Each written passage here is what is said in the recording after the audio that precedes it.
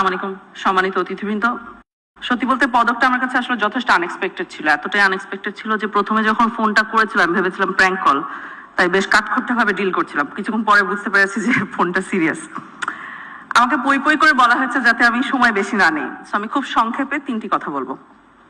প্রথমটা হলো, আমি গুম কমিশনের সদস্য এবং আমাদের পজিশন হলো যে গুম বাংলাদেশে ফিরতে পারবে না। অনেক কিছুই হয়তো ফিরবে কিন্তু গুম ফিরতে পারবে না, এটা নন নেগোশিয়েবল। এবং আমি কিছু উদাহরণ দিয়ে বুঝাচ্ছি কেন এটা নন নেগোশিয়েবল।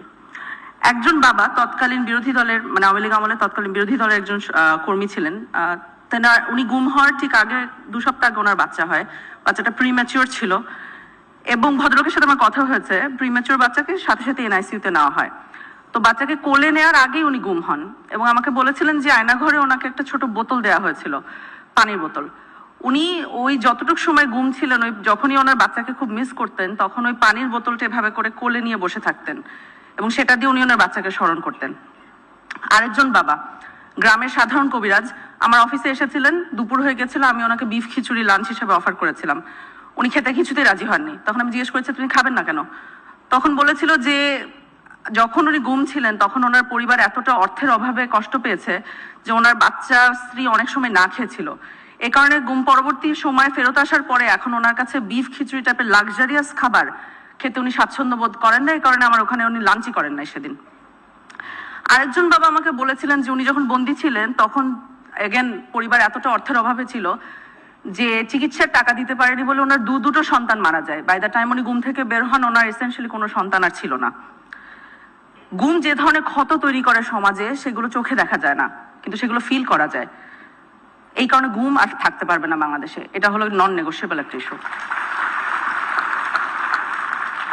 এটা ছিল আমার প্রথম পয়েন্ট। দ্বিতীয় পয়েন্ট হলো, এই লড়াইয়ে খুব নীরব কিন্তু সবচেয়ে শক্তিশালী সৈনিকরা হলো নারীরা। কারণ যখন কোনো ব্যক্তি গুম হয় তখন তার পক্ষ হয়ে লড়াইটা কে কন্টিনিউ করে, কে বাঁচিয়ে রাখে তার মেমোরি, কে তার বাচ্চাদেরকে আগলে ধরে রাখে, কে জিডি করে, কে কোর্ট কাচারিতে দৌড়াদৌড়ি করে, কে সংসারের হাল ধরে, সর্বক্ষেত্রে উত্তরটা হলো নারী। অতএব মায়ের ডাকের তুলিয়াপা বা ধরেন ব্যারিস্টার আরমানের স্ত্রী, ওনারা শুধু কিন্তু একক নাম না, ওনারা হলেন প্রতিরোধের প্রতীক এবং এই রেকগনিশনটা আমাদেরকে দিতে হবে। ইট ইজ ভেরি ট্রু যে নারীদের কালেকটিভ পুশব্যাক ছাড়া গুম বাংলাদেশে এরাডিকেশন সম্ভব না এবং নারীরা এই পুশব্যাকটা করেছে গত 16 বছরে আওয়ামী লীগ আমলে এবং সে কারণে হোপফুল ইনশাআল্লাহ আমরা গুমের এরাডিকেশন দেখতে পারবো। এটা হলো আমার দ্বিতীয় পয়েন্ট। তৃতীয় এবং সর্বশেষ পয়েন্ট আসলে কৃতজ্ঞতা প্রকাশ।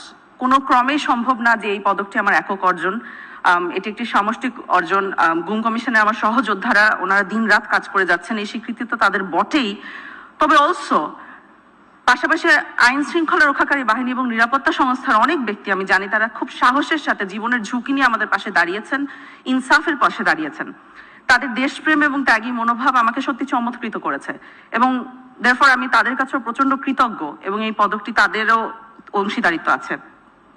এই সাহসের ধারায় স্বাভাবিক ব্যাপার আমার নিজের পরিবারও আছে, বিশেষ করে আমার আম্মু। তিনি বেঁচে থাকলে আজকে মনে হয় আমার থেকে বেশি খুশি হতেন এবং অলসো আই থিঙ্ক উনি এনশিওর করতেন this doesn't get to my head so that I remain quite grounded, এটা করতেন। I am very grateful to my whole family. আমার কাছে সবসময় মনে হচ্ছে গুমের তদন্তের কাজটা আসলে আল্লাহর কাছ থেকে একটা আমানত।